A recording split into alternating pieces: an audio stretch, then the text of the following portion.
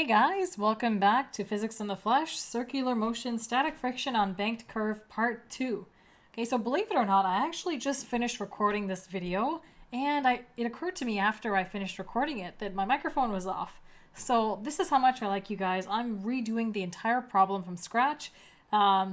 This is what it means to love physics, doing unnecessary amounts of math. Okay, but here we go. We're just going to jump into this. Here we go. If a curve with radius 90 meters is perfectly banked for a car traveling 77 kilometers per hour, what must be the coefficient of static friction for a car not to skid when traveling 97 kilometers per hour? Okay, so we started this back in video 80, so if you missed that, be sure to see that first and then come back. Okay, so we had two scenarios there, right? If you're traveling less than the ideal speed that the highway is banked on, your friction is going to go up because your car's tendency is to fall down due to gravity. Okay, if you're going faster than the ideal recommended speed, you're tending to go outward more, so your friction is going to be pointing down the ramp. Now, in this question, the ramp is designed for a speed of 77. We are going 97, so we're going clearly much higher than the ideal speed. Therefore, in our question, the friction pointed down. And here's our free body diagram that we came up with. Normal force, friction, static, and gravitational force. Okay, and in the previous video, in order to find the banking angle, we had to use the ideal speed. And at the ideal speed, they design it so that friction is not necessary. Okay, so we found the angle to have this expression, and it turned out to be 27.4 degrees. Okay, so moving on, we now need to find the coefficient of static friction. We know that the car is traveling 97 kilometers per hour. Radius of the curve is 90 meters. We know the banking angle, it's 27.4 degrees. Now, we have to find what the coefficient of friction is. So we are going to use Newton's second law. Okay, and we're going to solve it like all these other problems. We're going to go first in the y direction, and then we're going to solve it in the x direction and equate those two formulas together. Okay, so in the y direction, the first thing I want you to realize is that the acceleration is 0. So ay is 0. The car is not bobbing up and down like it's on hydraulics. It's just, it's keeping its y displacement. Okay, so we've got F net y equals, now in the y direction, let's pull up our free body diagram here. Let's take a look. In the y direction, I've got F and y going up, I've got FFSY going down, and I've got FG going down. Those three forces. So F net y equals FNY minus FFSY minus FG. And because the acceleration is 0 and net force is equal to ma, therefore this entire expression is also equal to 0. Okay, my next line is going to involve me rewriting f and y, ffs at y, and fg. Okay, fg we know that's equal to mg, so you know what? I'm just going to take that and bring it to the right side and write mg. Okay, on the left, f and y. Let's take a look at that free body diagram again. Okay, f and y. This is one of the legs of this right angle triangle. So to find the magnitude of it, you do the hypotenuse, Fn, times cosine of this angle, theta. And this theta, that theta, are the same as the banking angle, theta. There is some simple trigonometry you can do to prove that. For FFSY, this piece right here, it's going to be the hypotenuse times sine of the angle. All right, so FNY, we said was Fn cos theta, and FFSY, you put that minus there, is FFS sine theta. Okay, now we're going to break this down even further. Force of friction, we know, is the product between normal force and the coefficient of friction. So Fn cos theta minus mu s Fn sine theta equals mg. Okay, so hopefully that's okay so far. Okay, next, I see normal force appearing in both terms. I'm going to factor that out. So Fn bracket cos theta minus mu s sine theta equals mg. Okay, I'm trying to get Fn by itself, so I'm going to divide both sides by this expression. So Fn equals mg over cos theta minus mu s sine theta. Okay, so there it is. And just in time, the marker is pretty much about to run out. Okay, so there you go. There's your normal force. Now, you might be wondering, why did she solve for normal force? We're looking for a coefficient of static friction. Okay, the reason for that is because, like a lot of these other problems, we're doing Newton's second law, and we do it in both directions, the x and the y. So the idea is this: we get two equations. I'm going to solve for Fn for the x direction too, set it equal to the y direction, which gets rid of the Fn's, and then that allows me to solve for mu s. Okay, so let's get started. Newton's second law, F net x. In the x direction, this is considered the centripetal force. Okay, so in the x direction, we only have two forces: the normal force in the x direction and the frictional force in the x direction. And they're both going to the right. So F net x is the centripetal force, which is equal to FFS x plus Fn x. Okay, now F centripetal, this is still Newton's second law. It's still a net force. So that's equal to the product of mass and acceleration. Okay, so we didn't actually establish that. The acceleration in the x direction is in fact the centripetal acceleration. Okay, so therefore, this is equal to mass times centripetal acceleration, also known as v squared over r. Okay, so I'm just going to be dealing with this part of the equation here. So FFS x, that's going to be rewritten in terms of FFS times cosine of theta. So take a look at that free body diagram if you're unsure about the trigonometry there. Fnx is going to be Fn sine theta equals mv squared over r. Next, FFS, rewrite as mu s Fn. Okay, so mu s Fn cos theta plus Fn sine theta equals mv squared over r. Next, I've got Fn and Fn. I'm going to factor them out. See, same thing I did over here. So take out that Fn, and you're left with mu s cos theta plus sine theta equals mv squared over r.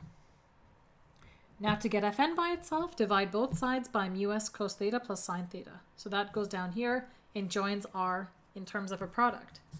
So Fn equals mv squared over r bracket mu s cos theta plus sine theta. Okay, so there it is. We've got two expressions for Fn. I'll call this expression 1. I'll call that expression 2. And what I need to do now is solve for these. Okay, so I'm going to set them equal to each other. So I'm going to set 1 equal to 2. So here we go. I'm just going to dive right in here. So we've got mg over cos theta minus mu s sine theta equals mv squared over r bracket mu s cos theta plus sine theta. So my task is to get mu s by itself, and this is how I'm going to do it. First thing I'm going to do is cancel out the masses because there's one on each side. Okay, next, I'm going to take the denominator on the right, cross multiply it to the left, take the denominator on the left, cross multiply it to the right. Okay, so that's going to give me the following expression. G, let's move this up, G, and there should be an R here. Let me just wipe that out. Also, by the way, I'm not paid to endorse these guys, but this whiteout, I got it from Costco, Tombow. Amazing stuff. Amazing. Always works, never sticks. Okay, anyways, they didn't ask me to advertise that. I just thought I'd throw that out there because I always use it. GR. Mu s cos theta plus sine theta equals v squared cos theta minus mu s sine theta. Now, normally when you have stuff like this, you don't expand it out. But in this case, I'm trying to solve for something inside that bracket, the mu s. So I'm going to expand it out and then combine the terms that have mu s. Okay, so I'm going to get gr mu s cos theta plus gr sine theta equals v squared cos theta minus mu s v squared sine theta. Okay, so now I've got a negative mu s expression here, a positive one here. I'm going to bring the negative one to the left and bring this gr sine theta, make it negative and bring it to the right. So mu s gr cos theta. I just rewrote those three parts here. Plus mu s sine theta v squared. I'm all over the place right now. V squared cos theta minus gr sine theta. Okay, hopefully you see what's coming up. Factor out the mu s from the left. Mu s bracket gr cos theta plus sine theta v squared equals v squared cos theta minus gr sine theta. Whew, almost done. Okay, now divide both sides by this expression right here. Okay, so, or bring it down to the denominator if that's how you see it. Mu s equals v squared cos theta minus gr sine theta divided by gr cos theta plus, and here I go again, I'm going to bring that v squared to the front, v squared sine theta. So there's my expression for coefficient of static friction. So if you're wondering why I didn't just go ahead and plug in the numbers from the beginning, I didn't do that because a lot of the times if you just plug in a whole bunch of numbers, it's so easy to make a mistake. And it is very good practice in physics and mathematics to always isolate for your variable first before plugging in your numbers, because chances are a lot of stuff is going to cancel out, leaving you with a much simpler calculation. I mean, obviously in this case, we only canceled out the masses, but nonetheless, it still helps. Okay, next step, plug in your numbers. Okay, so we know a couple of things here. From the question, we know that V is 97 kilometers per hour. And that's why in video 80, we converted that to meters per second. That's 26.9 meters per second. Okay, the radius of my curve is 90 meters.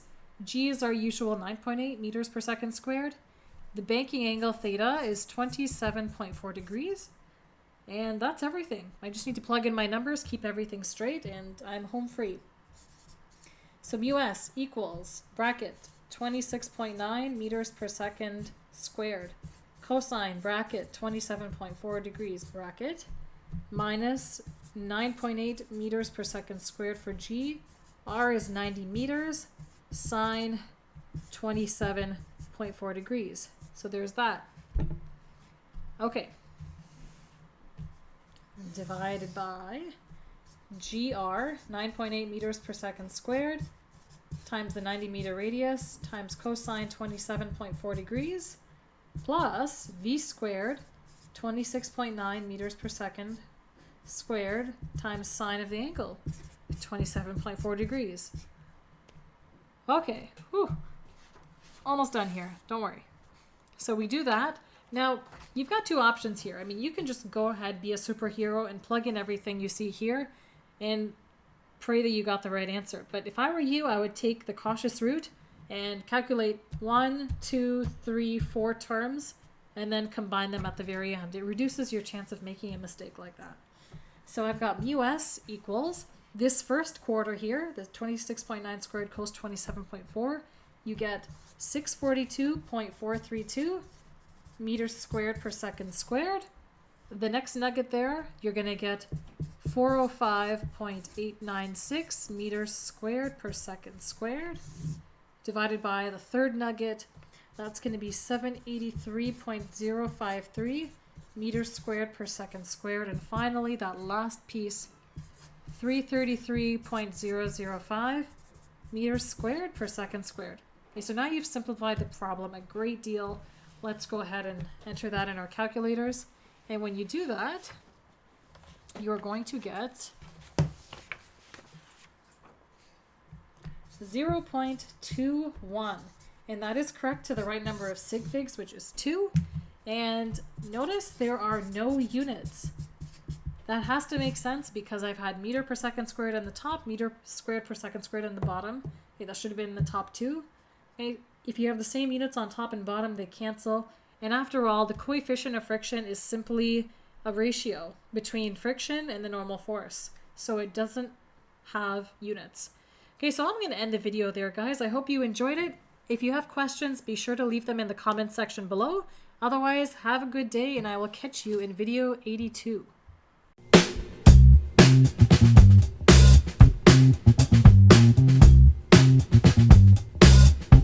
you.